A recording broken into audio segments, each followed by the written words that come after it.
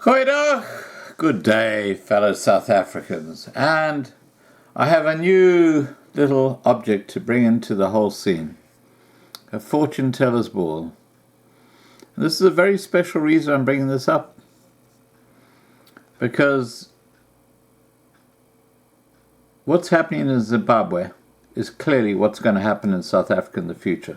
They're both going down the same path. You don't have to be a fortune teller to tell that. So, let me get rid of the ball and tell you what I'm talking about. With Zimbabwe's economy in shambles and political tensions rising, leaving the country seems the best option for many who are desperate for jobs, but whose dreams often end at the passport office, who doesn't have enough foreign currency to import proper paper and ink. Did you hear that? They don't have enough foreign currency to import paper and ink to actually create a passport.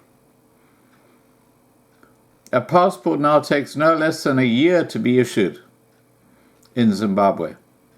An emergency passport can take months, and a backlog of 280,000 applications, never mind recent ones. Zimbabweans at the main office in the capital, Harare, have taken to sleeping in line for any chance at being served the following day, and that's just to submit an application.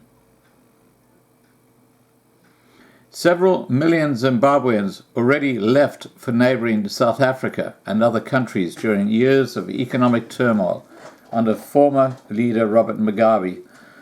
The hardships have only deepened under current President Emmerson Mnangagwa, who took over after Mugabe forced resignation in late 2017. The new government slogan, austerity for prosperity, now has a bitter ring. Unemployment is rampant and inflation is at 75% in Zimbabwe, the highest since 2009, when Zimbabwe's currency collapsed under the weight of hyperinflation. Rapid devaluation of the local currency against the US dollar, also used as official currency, has seen basic items such as cooking oil changing prices several times a day. The health sector is collapsing, forcing those who can afford to seek treatment to go abroad.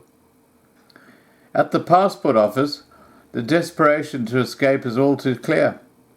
Guys, it's either we jump the queue or we will have to jump the border, one teenager told a group of friends, plotting to sneak to the front of the line. Another teen, 19-year-old Brian Ndlovu, said coming to the office makes him feel like there is really no way out of this country. We are trapped. The teen's plot to jump the queue failed, in large part because of those at the front had camped there for days and knew each other by name.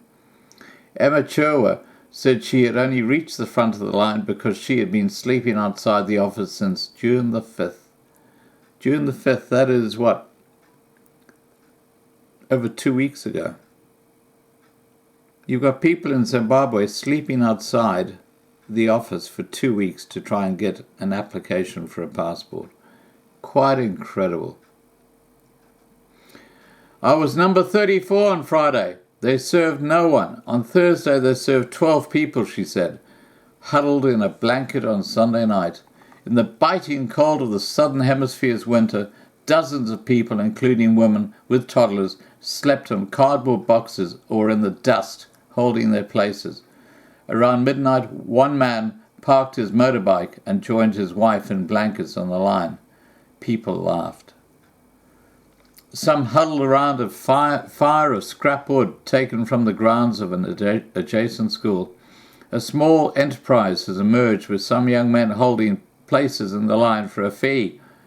Others sell pens, food items, and foreign currency while a generator powered a photocopy machine. By daylight, the line snaked for more than a kilometre. More than a kilometre! And included school children in uniform. A preacher holding a Bible took advantage of the crowd to deliver sermons about resilience and hope, but for many the spirit is slipping. For those seeking an emergency passport, the task requires multiple lines and a week of sleeping outside the office. One applies for an ordinary passport, then waits for a chance to upgrade the application to an emergency passport. Those who are booked for a date in 2020 have to join another line to plead for an earlier date.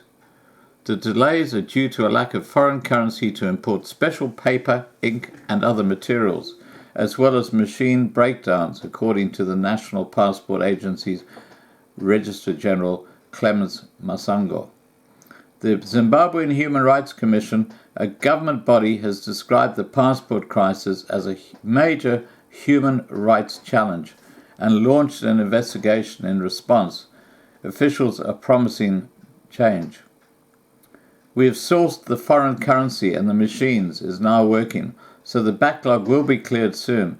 We have to bring dignity back to our people, Home Affairs Minister Kane Mathima told the Associated Press on Wednesday, vowing a return to normalcy in a month. Yeah, that's BS. I'm calling out, that's bullshit. Nothing's going to change. But for those badly in need of a legal way out of Zimbabwe, such official statements count for little without action in a busy, cramped corridor. People clutching envelopes waited in yet another line outside what they mockingly called Mercy Office. It is where they plead with senior officials that their situations are dire enough for their emergency passport applications to be processed in days, not months. One woman said the date she can upgrade her passport application to an emergency one is May 2020. My mother needs an urgent medical operation in India, she said. She will be dead by then. Now, the reason I'm saying this is because months ago I said to you, if you are a minority group in South Africa and still think everything's fine, everything's cool, part of your prepping is to right now apply for a passport. Get the friggin' thing, okay? Have it in your hand, because believe me, when the shit hits the fan, you won't get a passport. So rather have that just sitting there. You might never need it. You might never use it, but it's an insurance policy. Without that passport, it ain't looking good. Please remember to subscribe to be kept informed, ring the bell for the updates, and have a great day. Bye for now.